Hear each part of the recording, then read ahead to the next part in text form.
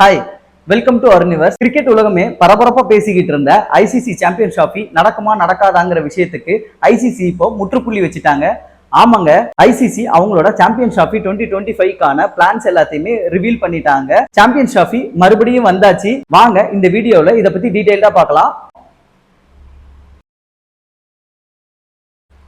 இப்போ இந்த 2025ல நடக்க போற ஐசிசி மென்ஸ் சாம்பியன் டிராஃபி வந்து 9th எடிஷன். இது வந்து ஓடிஐ மேட்சஸ் தான்.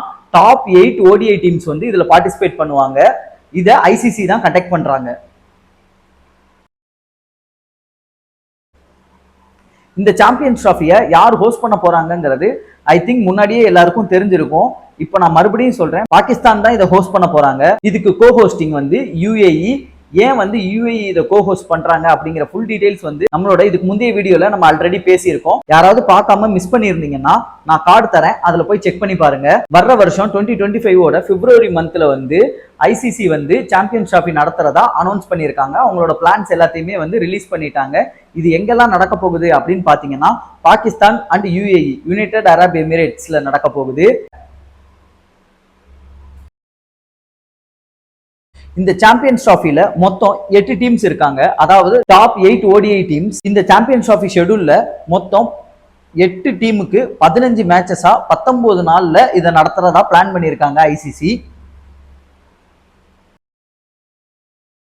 இந்த சாம்பியன்ஸ் டிராஃபியை நடத்துறதுக்காக டாப் 8 அணிகளையும் 4 நாளா 2 குரூப்பா பிரிச்சிருக்காங்க ஐசிசி. குரூப் ஏல பாத்தீங்க அப்படின்னா பாகிஸ்தான், இந்தியா, நியூசிலாந்து, பங்களாதேஷ் 4 டீமும். குரூப் பில பாத்தீங்கன்னா England, Australia, south Africa, Afghanistan. ஏன் பாகிஸ்தானும் இந்தியாவும் ஒரே இதுல போட்டிருக்காங்க அப்படிங்கறதெல்லாம் வந்து ஒரு பெரிய கதை. உங்களுக்கு அதை பத்தின வீடியோ வேணும்னா கீழே கமெண்ட்ல பதிவு பண்ணுங்க, நான் அதுக்கு ஒரு செப்பரேட் வீடியோவே போடுறேன்.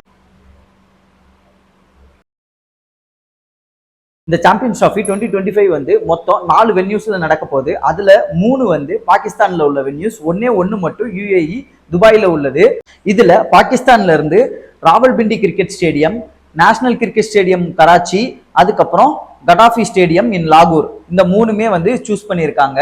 அது போக இந்தியாவோட மேட்சஸ் எல்லாமே வந்து யுஏஇல இருக்கிற துபாய் இன்டர்நேஷனல் கிரிக்கெட் ஸ்டேடியம்ல நடத்துறதா பிளான் பண்ணியிருக்காங்க. அது போக ஃபர்ஸ்ட் செமிஃபைனல் மேட்சும் துபாயில தான் நடக்க போகுது. ஃபைனல் வந்து லாகூர்ல நடக்கிறதா பிளான் பண்ணியிருக்காங்க. மேபி இந்தியா ஃபைனல் வந்துச்சு அப்படின்னா இங்க இருந்து ஃபைனல் மாற்றி அமைக்கப்படும். நாக் அவுட் ஸ்டேஜோட ஷெட்யூல்ஸ் வந்து இங்க இருக்கு. மொத்தமே 3 மேட்சஸ் தான். செமிஃபைனல் 1, 2, அடுத்து ஒரு ஃபைனல். 3 நாக் அவுட் மேட்சஸ் தான். இதுல செமிஃபைனல் 1 வந்து மோஸ்ட்லி இந்தியா வந்துச்சு அப்படின்னா துபாயில நடக்கும். அதுக்காக துபாயில வச்சிருக்காங்க. செமிஃபைனல் 2 லாகூர்ல. சப்போஸ் ஃபைனல் வந்து இந்தியா வந்துச்சுன்னா துபாய்க்கு மாறுறதுக்கு அதிகப்படியான வாய்ப்புகள் இருக்கு. அப்படி இல்லை அப்படின்னா லாகூர்லயே நடக்கும். இதுதான் match schedules ICC champions trophy 2025க்கானது. யாருக்காவது தேவை அப்படின்னா ஸ்கிரீன்ஷாட் எடுத்து யூஸ் பண்ணிக்கோங்க. இந்த மேட்ச் ஷெட்யூல்ல பாத்தீங்க அப்படின்னா வென்யூஸ்ல மோஸ்ட் ஆஃப் த ஸ்டேடியம்ஸ் வந்து 3 மேட்சஸ் தான் வச்சிருக்காங்க.